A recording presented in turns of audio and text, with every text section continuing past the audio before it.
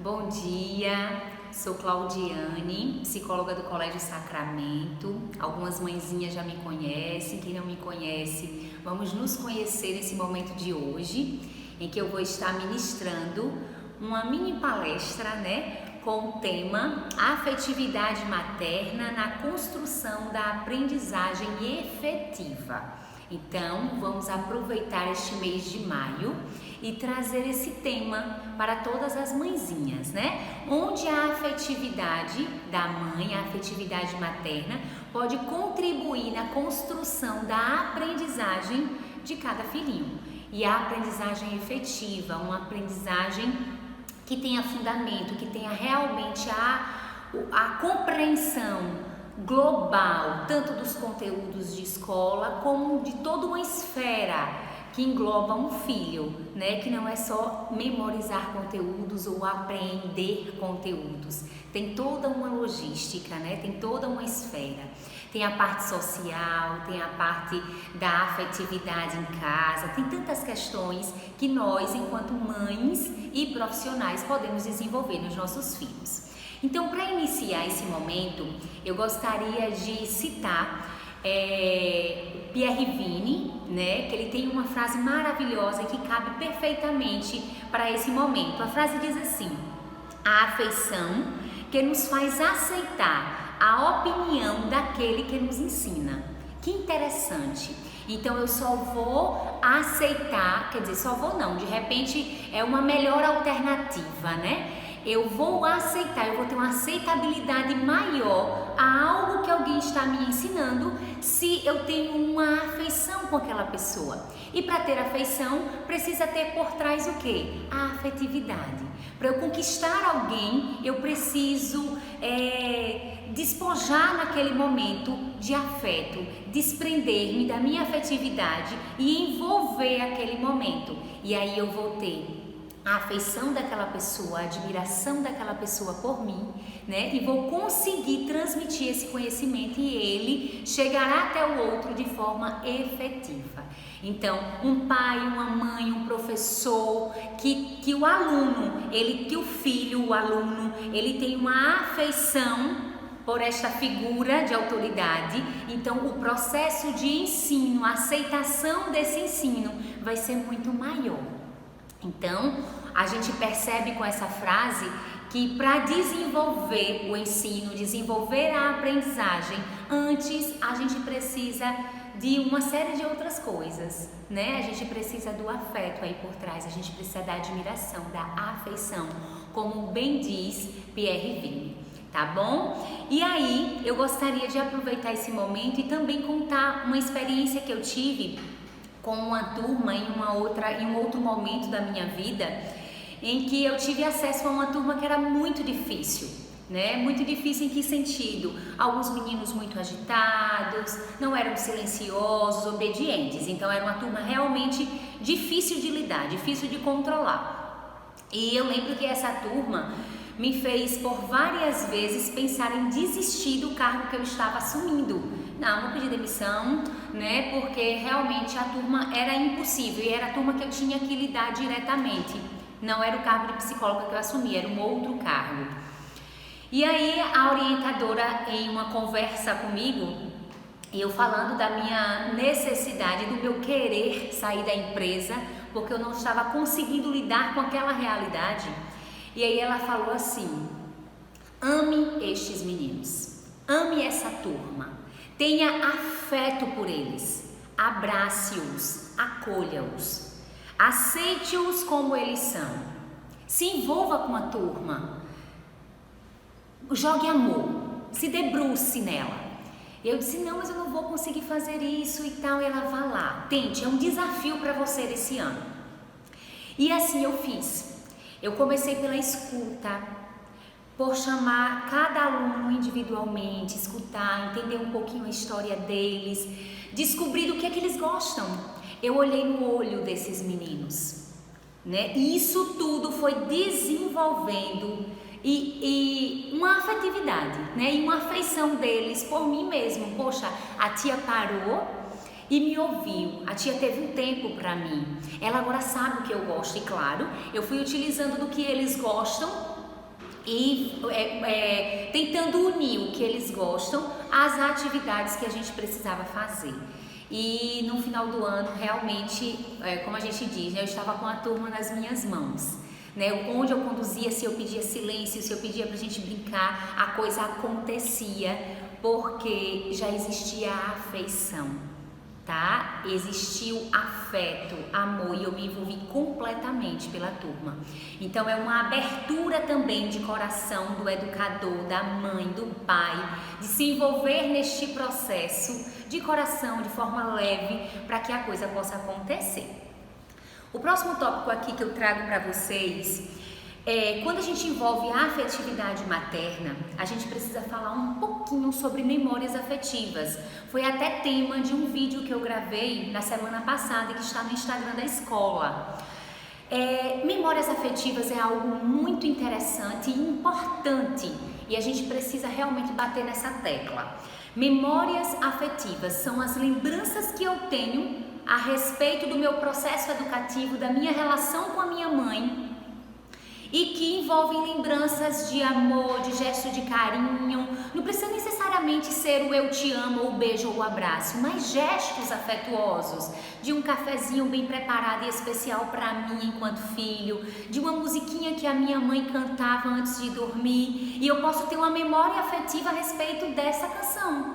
Então toda vez que eu escuto essa canção eu lembro que a minha mãe demonstrava amor, demonstrava afeto naquele momento ali antes de dormir.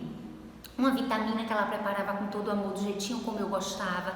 Então existem várias formas que nós mãezinhas temos de deixar registrado ali no cérebro dos nossos filhos a afetividade, gestos de amor. E isso move, né? Isso move, isso faz crescer um ser humano com uma personalidade muito boa, com segurança, com confiança. É muito bom ser amado. E aí, eu gostaria de fazer a seguinte pergunta, uma pergunta muito parecida com a que eu fiz no vídeo lá. Quais são as memórias afetivas que eu tenho em relação à minha mãe? Quais foram as memórias afetivas que a minha mãe deixou em mim? E isso é muito bom da gente pensar, quais foram os momentos bons realmente que eu tive com a minha mãe? Ela brincava comigo? Ela tinha tempo de brincar comigo? E essa pergunta me fez pensar muito ontem à noite, antes de vir palestrar aqui hoje para vocês, antes de vir ter esse momento, porque aí eu fui, quais foram os momentos, né? E aí eu lembrei de alguns momentos realmente com mãe que foram muito marcantes em minha vida. Não tinham muitos, eu não lembrei de muitos, até porque eu lembro pouquíssimo da minha infância. Mas assim, algumas coisas muito fortes vieram e eram coisas tão singelas, sabe? Não precisou ser uma coisa, nossa, comprar o presente maior do mundo para eu lembrar e ter afetividade. E aí eu tive lembranças muito gostosas e isso foi muito agradável. E aí a mesma coisa, a mesma pergunta, né? Na verdade a mesma ideia de pergunta eu faço para mim hoje em relação aos meus filhos. Eu tenho 2 filhos. E você, mãezinha que está me assistindo, quantos filhinhos você tem? Para cada filho, que tipo de memória você está deixando? Quais são os momentos que você está vivenciando com o seu filho hoje e que você está deixando ali, está incutindo ali nele lembranças maravilhosas em relação à relação de vocês, ok? Então isso é muito importante. Claudiane, como eu faço para deixar memórias afetivas? Para registrar memórias na mente do meu filho? São práticas muito simples. Eu sei que com a correria do dia a dia a gente trabalha, a gente chega em casa, chega com fome, a gente quer comer, e aí o filho quer atenção, e aí tem prato para lavar, é toda uma rotina, né? Só que é necessário que também a gente priorize esse momento de simplesmente sentar no sofá ou sentar no chão, dependendo da idade da criança, ou se já se for adolescente, e perguntar, filho, como é que foi seu dia? Filho, vem tomar o café da noite comigo, né? Vem jantar comigo. Eu queria tanto assistir esse vídeo que você está assistindo junto com você. De repente é um vídeo no celular, alguma coisa que ele gosta muito, e se envolver naquele universo. O filho está naquela fase de montar bloquinhos, né? Senta com ele, constrói um castelo, né? Eles vivem dessa criatividade, inventa alguma brincadeira, já entra em casa e diz, vou me esconder, quero ver quem é que vai me achar, né? E esses momentos tão simples geram toda uma transformação na vida dessa criança e desse adolescente. Tá ok? Então vamos lá. Eu faço aqui uma outra pergunta que diz assim: como ser assertiva em relação às memórias afetivas. Como eu posso ter assertividade? Que comportamento eu posso ter? Ou o que eu posso fazer, né, para que eu possa realmente registrar memórias afetivas no meu filho? Eu trouxe aqui um livro que eu acho ele assim extremamente pertinente para o momento e que vai responder essa pergunta da gente. O nome do livro é As 5 Linguagens do Amor das Crianças. Jackson, eu gostaria que você se certificasse se as mãezinhas estão conseguindo ter acesso. Dá para ler direitinho? Ok. Então, esse é o livro e é com ele que eu vou responder, tá, essa pergunta em relação à assertividade desse registro mesmo das memórias afetivas. Esse livro, As 5 Linguagens do Amor do seu filho, ele traz 5 comportamentos, né, 5 linguagens que a gente pode ter e que a gente precisa descobrir qual é a linguagem que realmente o meu filho se sente preenchido de amor. Cada filho vai ter uma linguagem específica. Deixa eu explicar direitinho. Imagine um carro e que o carro ele precisa de um combustível, né? Então vamos imaginar que eu tenho um carro em que ele funciona a gasolina, álcool e gás. Vamos imaginar aí. E se você me perguntar assim, Claudiane, mas o teu carro, ele funciona melhor mesmo, ele tem uma potência maior quando está em qual combustível? A gasolina.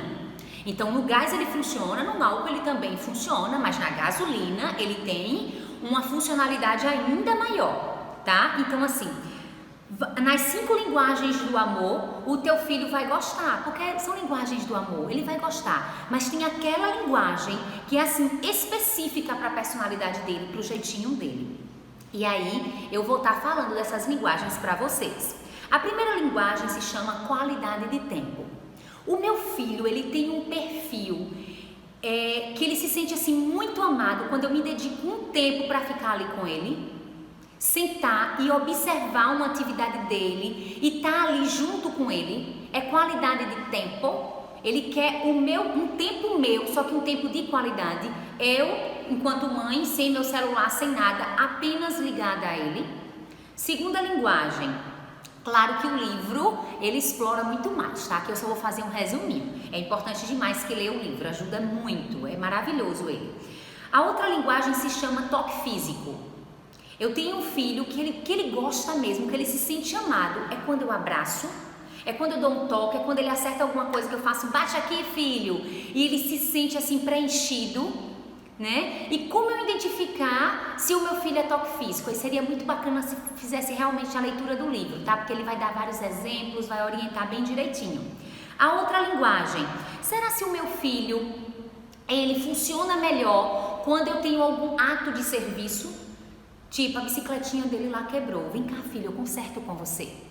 Né? Ele tá ali com dificuldade para terminar a tarefinha e a gente precisa já sair de casa. E eu chego, ao invés de dizer, vai menino, agiliza.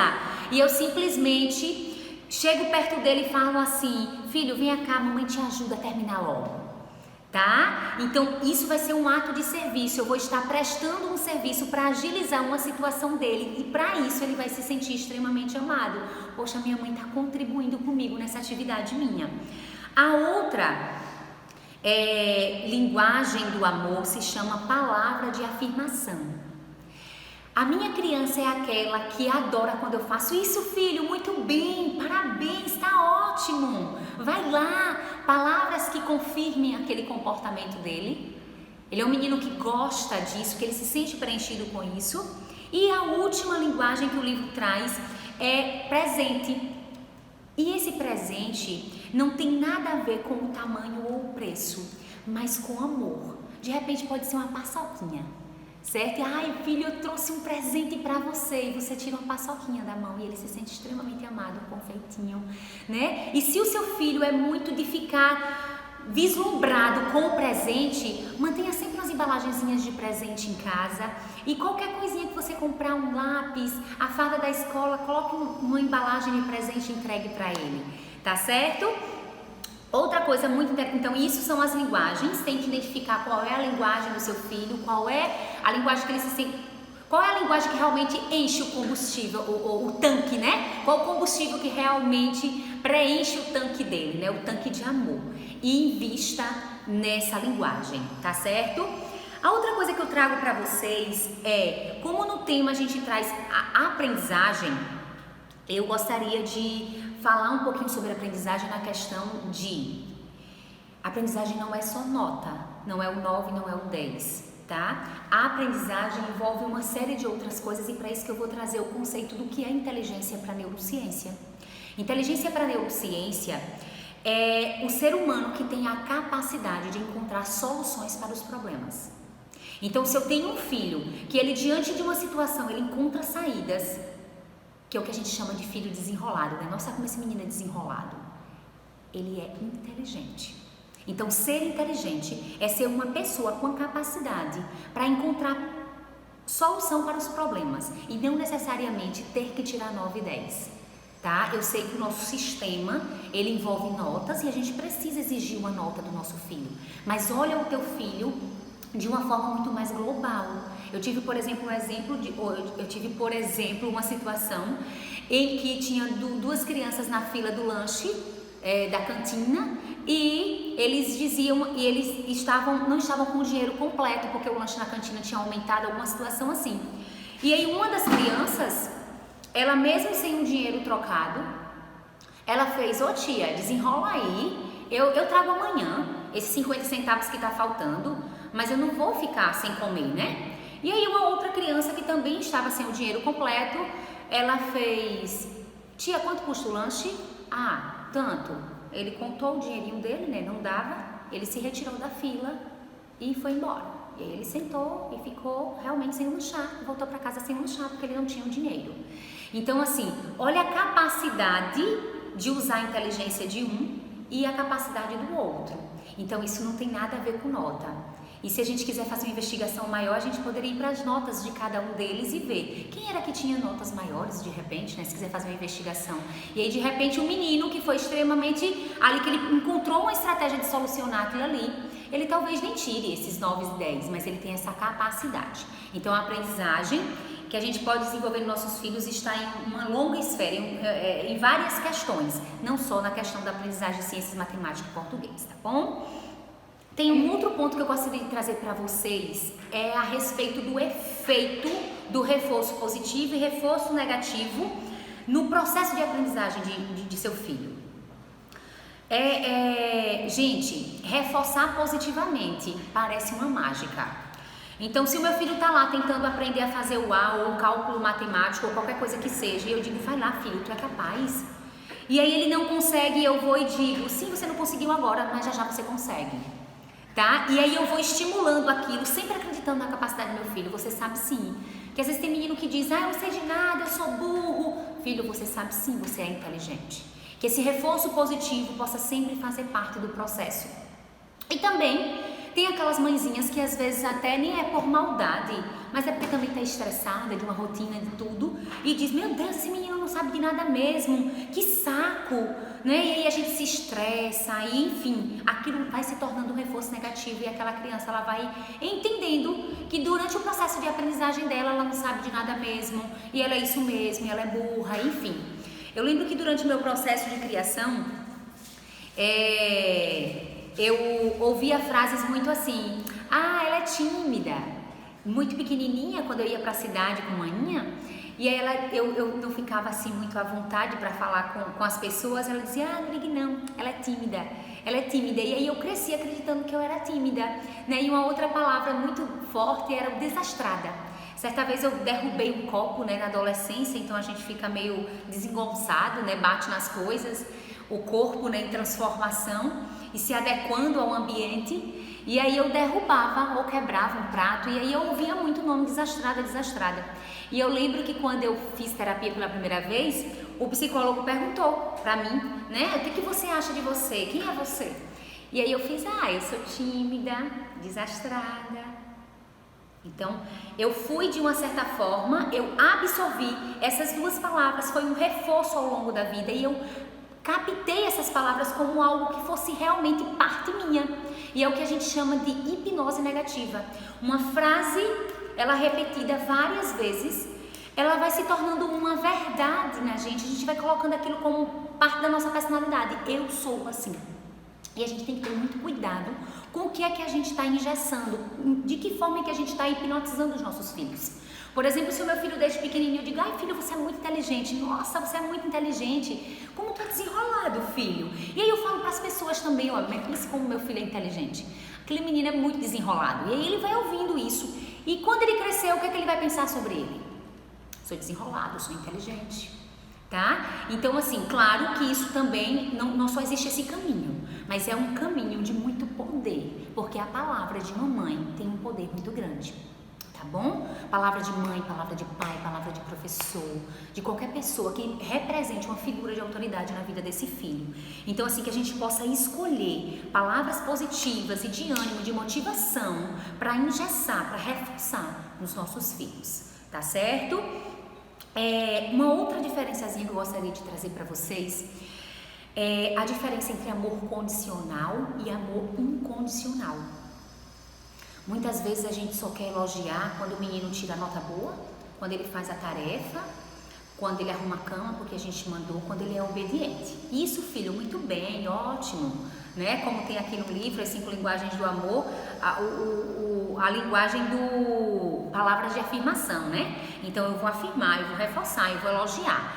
Só que aí isso vai se tornando um amor que eu demonstro pelo meu filho, onde ele depende de uma condição. A condição é fazer tudo direitinho. Se fizer tudo direitinho, tem elogio. Se não fizer tudo direitinho, não tem amor, não tem elogio. Eu vou brigar mesmo, eu vou ser chata mesmo. E pronto. E ali eu vou mostrar que eu tô chateada e fico até sem falar com o meu filho para dar uma surrinha de um gelo nele, né? Vamos assim considerar. E aí vem o amor incondicional, que é aquele amor que independe da condição. E aí vocês me dizem, Claudiane, mas a gente vai ter que ser só afeto, só amor, só carinho, só... Não é assim. Aprontou alguma coisa, limite mesmo. Se precisar ficar no castigo ali pensando em alguma coisa, ele vai ficar, certo? Colocar o limite, dar o carão necessário, certo? Falar firme, o que for necessário também.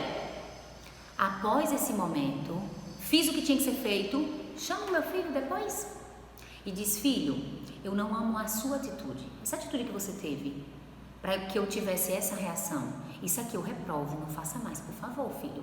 Agora a você, eu amo, você é o amor da minha vida. O que eu não amo é aquela atitude. O que eu não amo é ver você não ter zelo pelas suas tarefinhas, por exemplo. Então essa atitude de não ter zelo, eu reprovo, eu não amo, mas a você, você é o amor da minha vida. Então é sempre muito bom a gente ter essa devolutiva depois do carão, depois da punição. Porque a criança, ela é muito sensitiva e ela pode misturar as coisas. Bem, como é que é esse amor da minha mãe, né? Então eu não posso errar, mas nós somos humanos. Se nós mães erramos, por que o nosso filho não pode errar? Então a gente precisa deixar claro que ele pode falhar, que ele vai ser punido por isso e que ainda assim ele será extremamente amado. Ok? Outro pontinho que eu gostaria de trazer é que dentro de todo o processo de aprendizagem, a gente precisa respeitar o ritmo do nosso filho. Há uma coisa muito forte e até instintiva nossa, não sei se instintiva, mas assim, até inconsciente, de estar comparando nossos filhos com os demais, né? Muitas vezes eu me pego assim, eita, esse não está na mesma fase que esse e tal, e aí a gente vai comparando, mas o filho da vizinha já está lendo, o meu ainda não está, enfim, a gente entra dentro desse processo de comparação. Então aqui eu trago a questão do respeito ao ritmo do seu filho.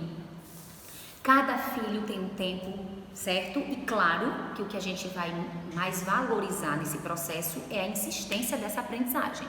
A gente precisa continuar reforçando e estimulando e acreditando na capacidade dele, ainda que o ritmo dele seja um ritmo mais lento, né? Eu não vou deixar de mão, eu vou continuar estimulando.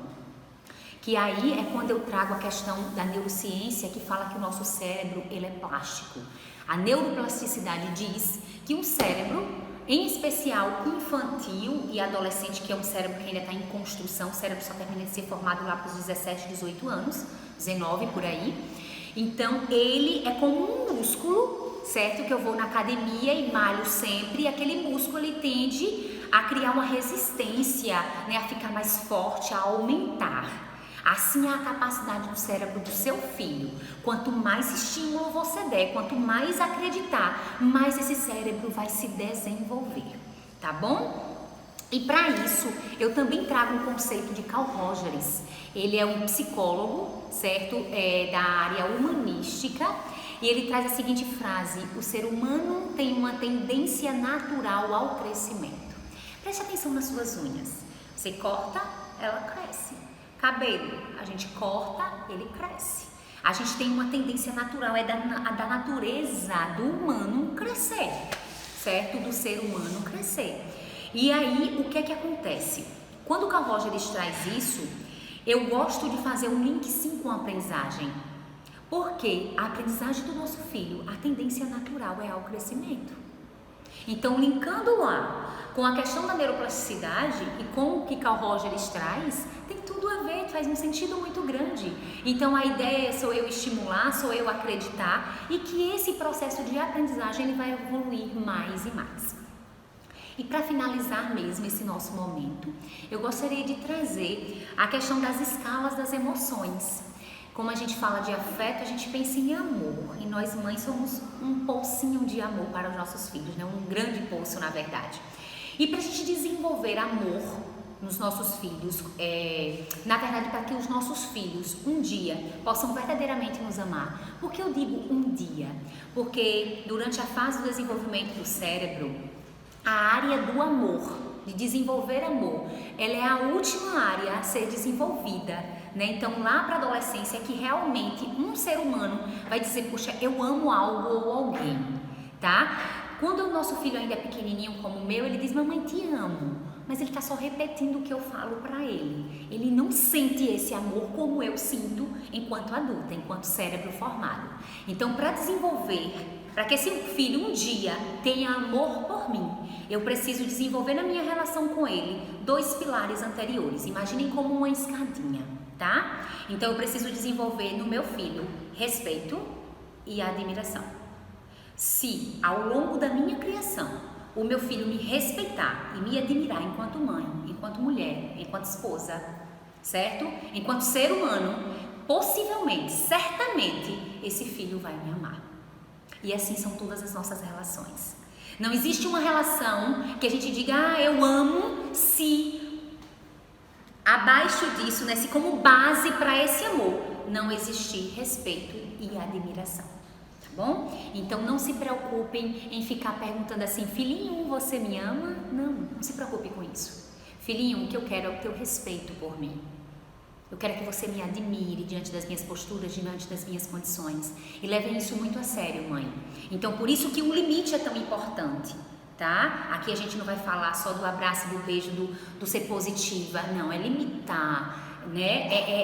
É direcionar. É um ser em formação, então depende da minha instrução. Nós somos espelhos em casa. Tá? E que a gente seja um espelho, de fato, para nutrir nessas crianças e nos nossos filhos o respeito e a admiração. Amor vem como consequência, tá certo? Foi um prazer estar conversando, né? Na verdade, transmitindo conhecimento, um pouco do meu conhecimento para vocês. Depois a gente se encontra e qualquer coisa apareçam aqui na escola para a gente conversar, tá certo? Um abraço, um beijo e um feliz mês de maio, um feliz mês mariano, um feliz Dia das Mães. Tudo de bom. Tchau, tchau.